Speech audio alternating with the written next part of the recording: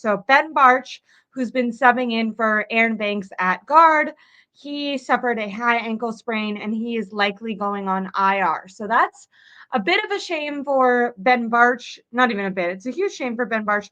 One, he's been playing great.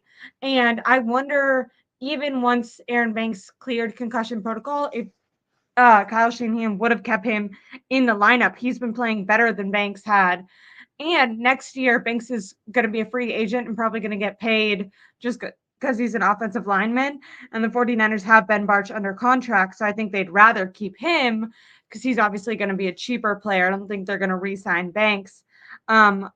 Hopefully what he's shown in the limited time that he's been able to play has been enough, but right now he's likely to go on IR. And then speaking of Aaron Banks, he is finally out of the concussion protocol, so good for him. He'll be back at guard on Thursday. And then Isaac Guerendo, obviously we were worried, hoping that that his injury wasn't that high ankle sprain, and it was not, so that's good. He has a foot sprain. Kyle said that they're going to evaluate it on Tuesday and Wednesday in practice.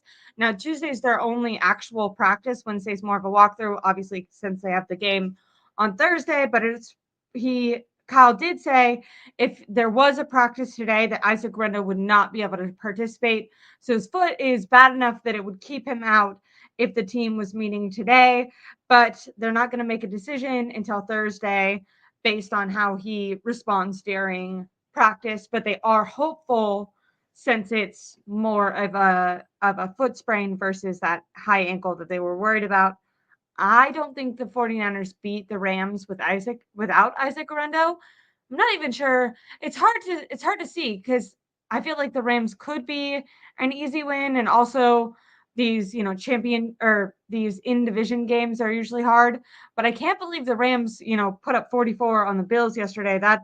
That's kind of throwing my mind off when I think to the Rams game. But it's a must win for the 49ers. The 49ers don't win that game, they absolutely will not make the playoffs.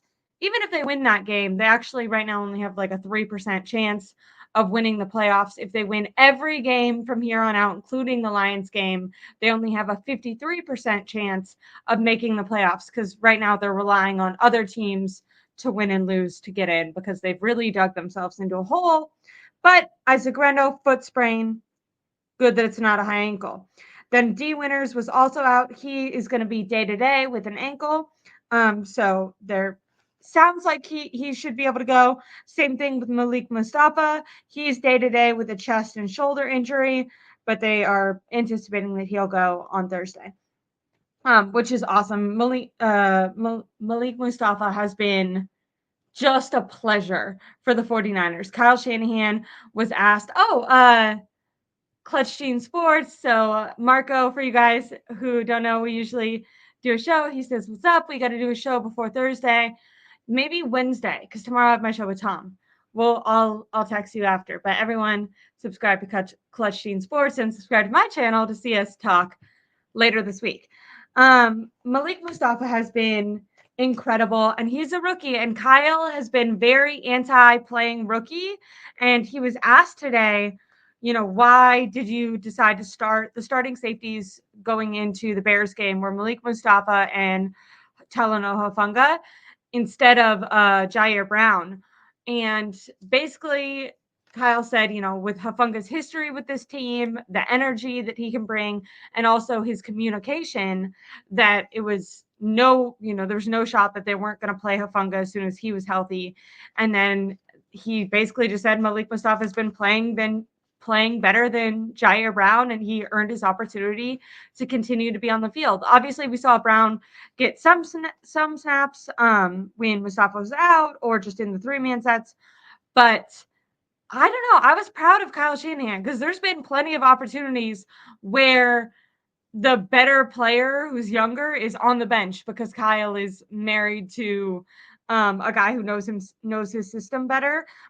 Malik Mustafa is, in my opinion, I've called him the mini Dre Greenlaw because I feel like he's actually tough and physical. So I'm happy that Talanoa Hufanga and Mustafa are the starting safeties, and they're going to continue to be that way.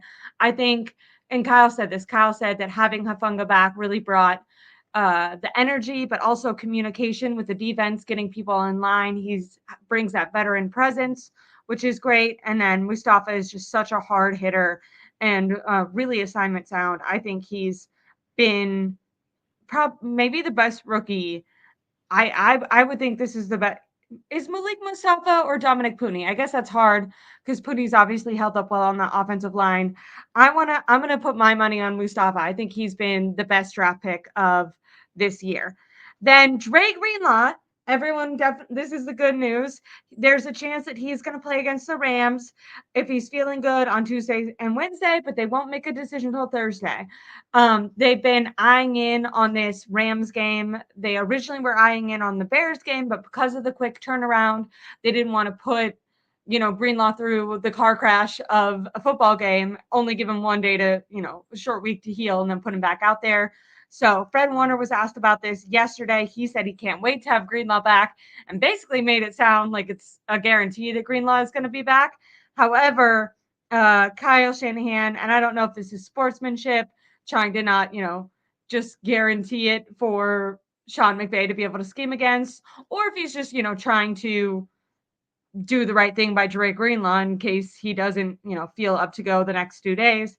But he said that there's a chance he's going to play. They're not going to make the decision until later on in the week. It'll be exciting to see how he is out there tomorrow. Like I said, normally they don't practice on Tuesday with the short week. They're practicing tomorrow. So that will be great. He's been a full go in practice for the last 2 weeks. Dre Greenlaw has. So before then, he was actually just practicing on the sideline, like going through actual practices, but not doing it full contact with his teammates. Then they elevated him. He's been practicing with his teammates. I think that they're going to promote him off of IR this week. Then Kyle was asked, how about Nick Bosa and Trent Williams? Obviously, in the trenches, most important, probably offensive and defensive player, maybe aside from Brock Purdy, of course. And Kyle just kept it kind of short. He said, we're going to evaluate Nick Bosa as it goes.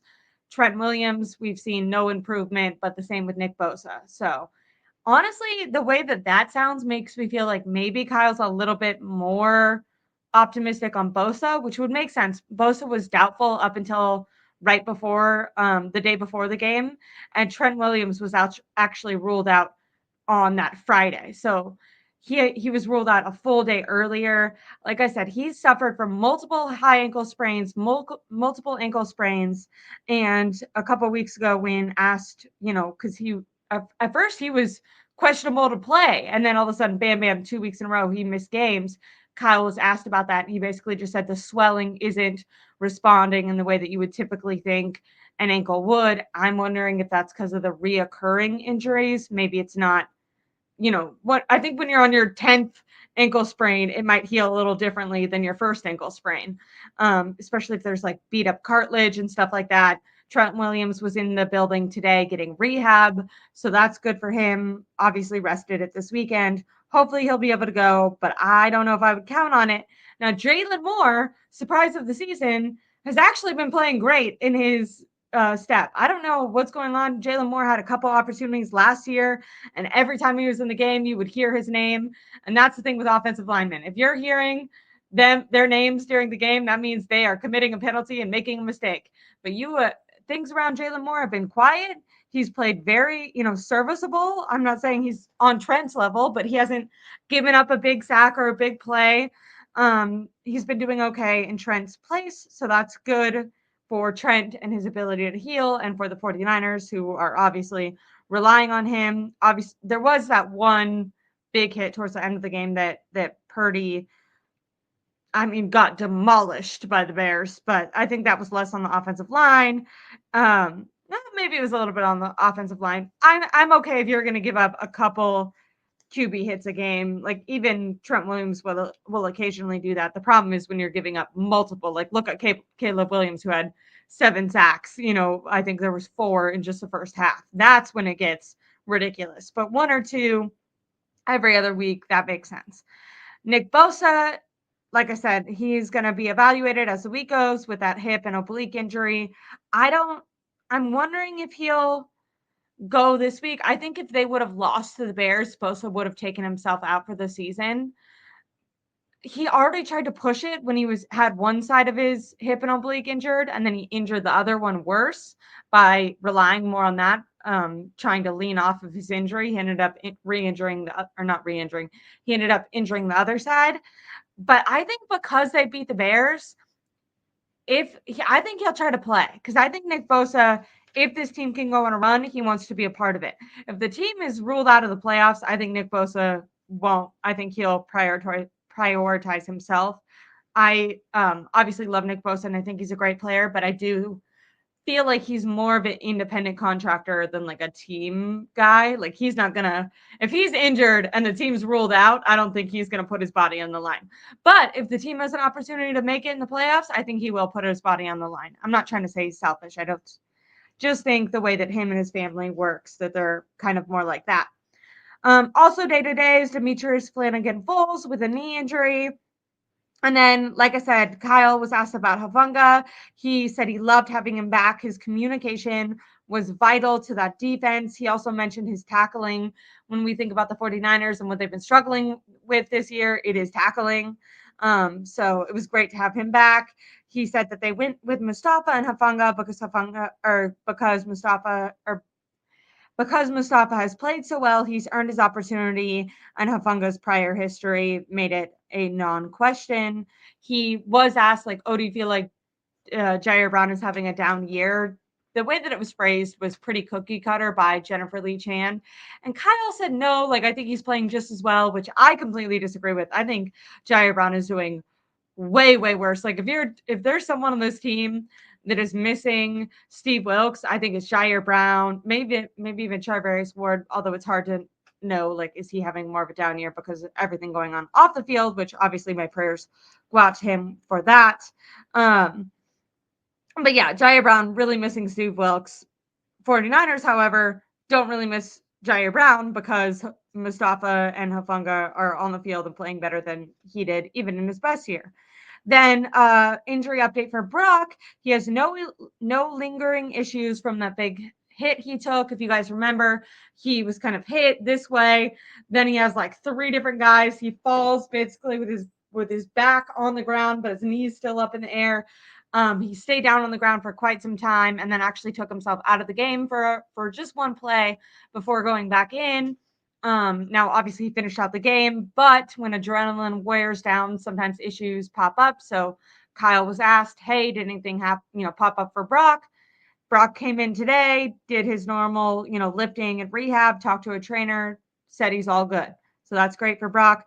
I also feel like Brock's shoulder, elbow, arm, whatever was going on, looked a lot better versus the Bears. So hopefully we're now, 2 weeks out from him being cleared. I felt like that Bears game still looked like it was bothering him a little bit, but I think by now, if there was any, arm soreness, that it's gone down.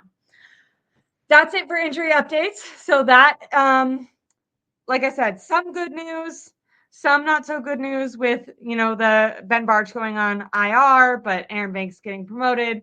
I think that Issac Guerendo, obviously having a foot injury at all sucks, but it being, something that potentially you could play this week where they thought maybe it was a high ankle, which would have kept him out multiple weeks.